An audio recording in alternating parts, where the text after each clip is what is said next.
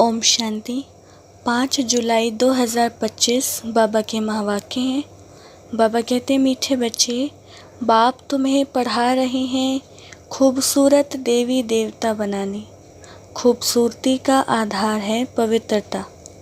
प्रश्न, रूहानी क्षमा पर जो परवाने फिदा होने वाले हैं उनकी निशानी क्या होगी?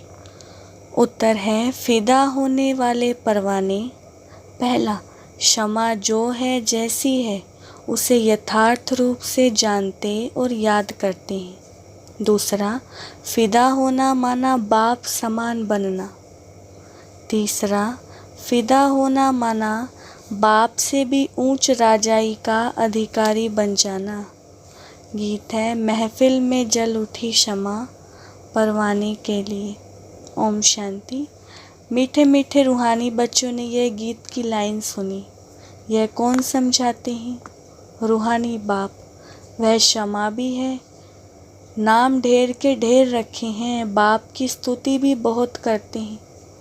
यह भी परमपिता परमात्मा की स्तुति है ना।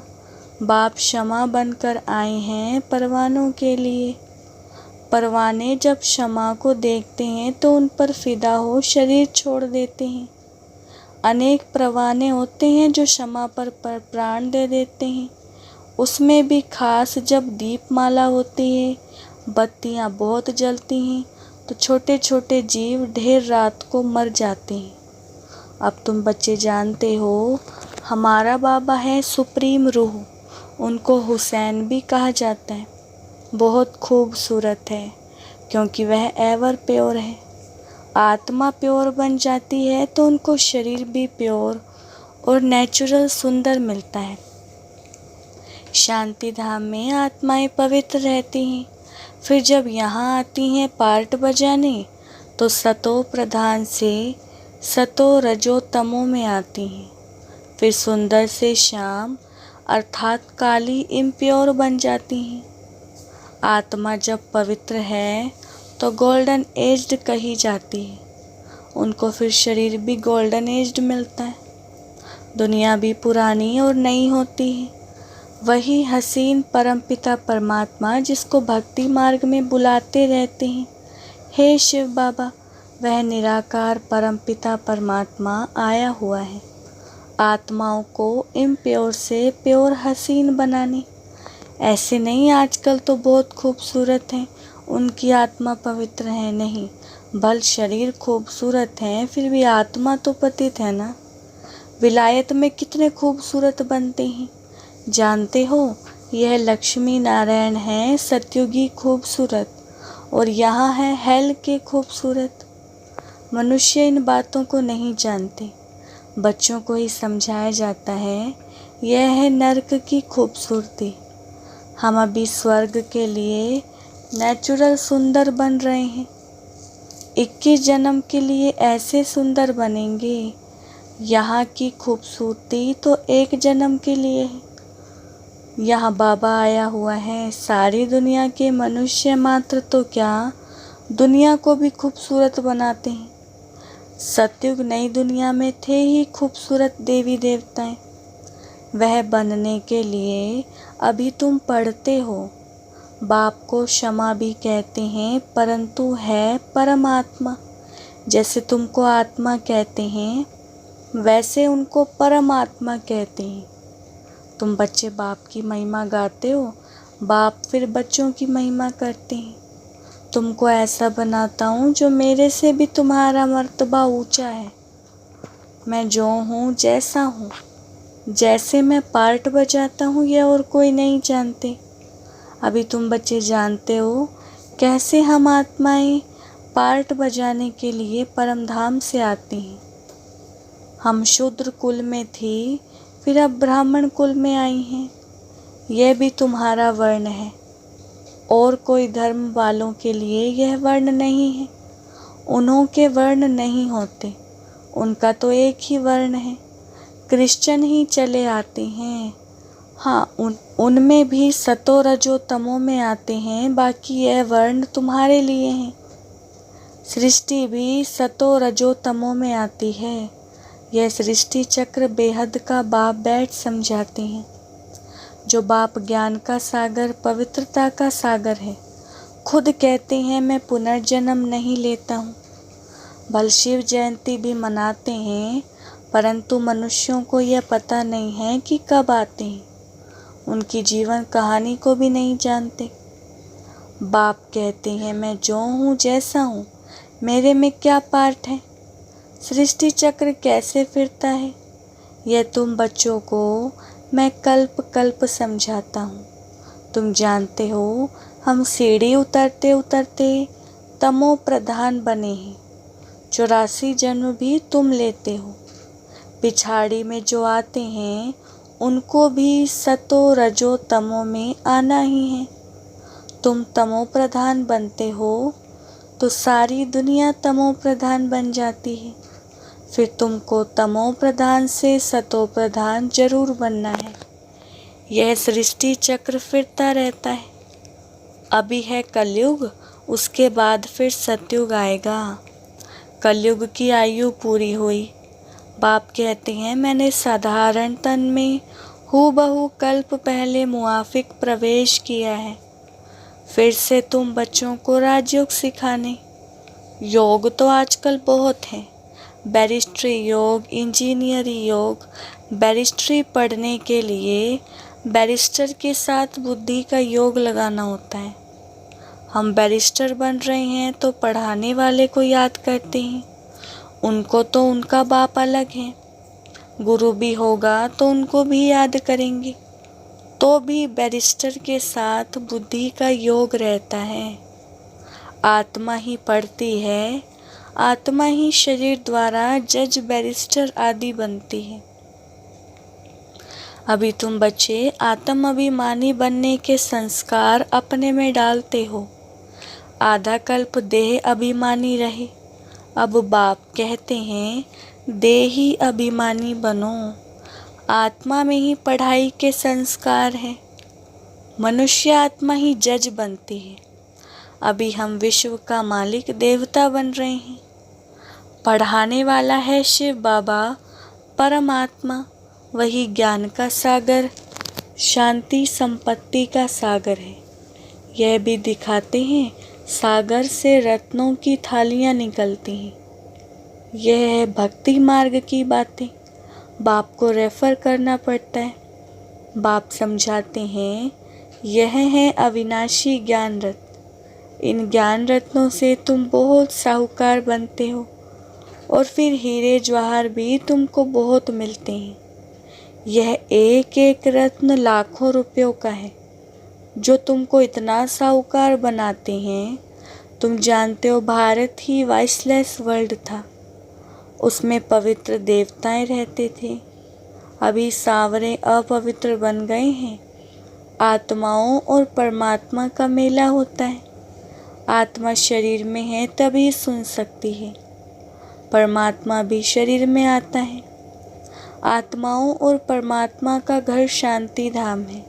वहाँ चुरपुर कुछ भी नहीं होती है। यहाँ परमात्मा बाप आकर बच्चों से मिलते हैं, शरीर सहित मिलते हैं। वहाँ तो घर है, वहाँ विश्राम पाते हैं। अभी तुम बच्चे पुरुषोत्तम संगम युग पर हो, बाकी दुनिया कलयुग में है। बाप बैठ समझाते हैं भक्ति मार्ग में खर्चा बहुत करते हैं, चित्र भी बहुत बनाते हैं, बड़े बड़े मंदिर बनाते हैं। नहीं तो श्री कृष्ण का चित्र घर में भी तो रख सकते हैं। बहुत सस्ते चित्र होते हैं, फिर इतना दूर दूर मंदिरों में क्यों जाते हैं? यह भक्ति मार्ग है। सतयुग में यह मंदिर आदि नहीं होते, वहाँ है ही पूज्य। कलयुग में है पुजारी। तुम अभी संगम युग पर पूज्य देवता बन रहे हो। अभी तुम ब्राह्मण बने हो। इस समय तुम्हारा ये अंतिम पुरुषार्थी शरीर मोस्ट वैल्यूबल है। इनमें तुम बहुत कमाई करते हो। बेहद के बाप के साथ तुम खाते पीते हो, पुकारते भी उनको हैं। ऐसे नहीं कहते श्री कृष्ण से खाऊं। बाप को याद करते हैं तुम माता पिता। अब बालक तो बाप के साथ खेलते रहते हैं। श्री कृष्ण के हम सब बालक हैं ऐसे नहीं कहेंगे। सभी आत्माएं परमपिता परमात्मा के बच्चे हैं। आत्मा शरीर द्वारा कहती है, आप आएंगे तो हम आपके साथ खेलेंगे, खाएंगे, सब कुछ करेंगे। तुम कहते ही हो बाप दादा, तो जैसे घर हो गया। बाप दादा और बच्चे, यह ब्रह्मा है बेहद का रचयिता। बाप इनमें प्रवेश कर इनको अडॉप्ट करते हैं। इनको कहते हैं तुम मेरे हो। यह है मुख वंशावली। जैसे स्त्री को भी अडॉप्ट करते हैं ना, वह भी मुख वंशावली ठहरी। कहेंगे तुम मेरी हो, फिर उनसे कुख वंशावली बच्चे पैदा होते हैं। यह रस्म कहाँ से चली? बाप कहते हैं मैंने इनको अडॉप्ट किया है ना, इन द्वारा तुमको अडॉप्ट करता हूँ। तुम मेरे बच्चे हो, परंतु यह है मेल। तुम सभी को संभालने के लिए फिर सरस्वती को भी अडॉप्ट किया। उनको माता का टाइटल मिला। सरस्वती नदी, यह नदी माता हुई ना। बाप सागर है, यह भी सागर से निकली हुई है। ब्रह्मपुत्रा नदी और सागर का बहुत बड़ा मेला लगता है। ऐसा मेला और कहाँ नहीं लगता। वह है नदियों का मेला। यह है आत्माओं और शरीर परमात्मा का मेल। वह भी जब शरीर में आते हैं तब मेला लगता है। बाप कहते हैं मैं हुसैन हूँ, मैं इनमें कल्प कल्प प्रवेश करता हूँ। यह ड्रामा में नूंद है। तुम्हारी बुद्धि में सारे सृष्टि का चक्र है। इनकी आयु 5000 वर्ष है। इस बेहद की फिल्म से फिर हद की फिल्म बनाते हैं। जो पास्ट हो गया सो प्रेजेंट होता है, प्रेजेंट फिर फ्यूचर बनता है, जिसको फिर पास्ट कहा जाएगा। पास्ट होने में कितना समय लग गया? नई दुनिया में आए कितना समय पास्ट हुआ? 5000 वर्ष। तुम अभी हर एक स्वदर्शन चक्रधारी हो। तुम समझाते हो हम पहले ब्राह्मण थे फिर देवता बने। तुम बच्चों को अभी बाप द्वारा शांति धाम सुख धाम का वर्षा मिलता है। बाप आकर के 3 धर्म इकट्ठा स्थापन करते, बाकी सब का विनाश करा देते हैं। वापिस ले जाने वाला तुमको सतगुरु बाप मिला है। बुलाते भी हैं कि हमको सदगति में ले जाओ, शरीर को खलास कराओ। ऐसी युक्ति बताओ जो हम शरीर छोड़ शांति धाम चले जाएं। गुरु के पास भी मनुष्य इसीलिए जाते हैं, परंतु वह गुरु तो शरीर से छुड़ाकर साथ में ले नहीं जा सकते। अब पतित पावन तो एक ही बाप है, तो वह जब आते हैं तो पावन जरूर बनना पड़े। बाप को ही कहा जाता है कालों का काल महाकाल। सभी को शरीर से छुड़ाकर साथ ले जाते हैं। यह है सुप्रीम गाइड। सभी आत्माओं को वापस ले जाते हैं। यह छीछी शरीर है, इनके बंधन से छूटना चाहते हैं। कहाँ शरीर छूटे तो बंधन छूटे। अभी तुमको इन सब आसुरी बंधनों से छुड़ाकर सुख के दैवी संबंध में ले जाते हैं। तुम जानते हो हम सुख धाम में आएंगे वाया शांति धाम, फिर दुख धाम में कैसे आते हो यह भी तुम जानते हो। बाबा आते ही हैं शाम से सुंदर बनाने। बाप कहते मैं तुम्हारा ओबीडियंट सच्चा फादर भी हूँ। फादर हमेशा ओबीडियंट होता है, सेवा बहुत करते, खर्चा कर पढ़ाकर फिर सब धन दौलत बच्चों को देकर खुद जाए साधुओं का संग करते हैं। अपने से भी बच्चों को ऊंच बनाते हैं। यह बाप भी कहते हैं मैं तुमको डबल मालिक बनाता हूँ। तुम विश्व का मालिक हो तो ब्रह्मांड का भी मालिक बनते हो।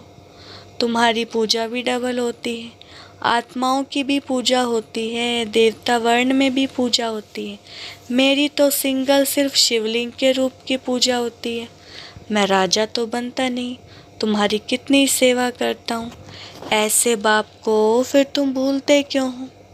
हे आत्मा, अपने को आत्मा समझ मुझे याद करो तो तुम्हारे विकर्म विनाश होंगे। तुम किसके पास आए हो? पहले बाप फिर दादा, अभी फादर फिर ग्रेट ग्रेट ग्रैंडफादर, आदि देव एडम, क्योंकि बहुत बिरादरियाँ बनती हैं ना। शिव बाबा को कोई ग्रेट ग्रेट ग्रैंड फादर कहेंगे क्या? हर बात में तुमको बहुत ऊंच बनाते हैं। ऐसा बाबा मिलता है, फिर उनको तुम भूलते क्यों हो? भूलेंगे तो पावन कैसे बनेंगे? बाप पावन बनने की युक्ति बतलाते हैं। इस याद से ही खाद निकलेगी।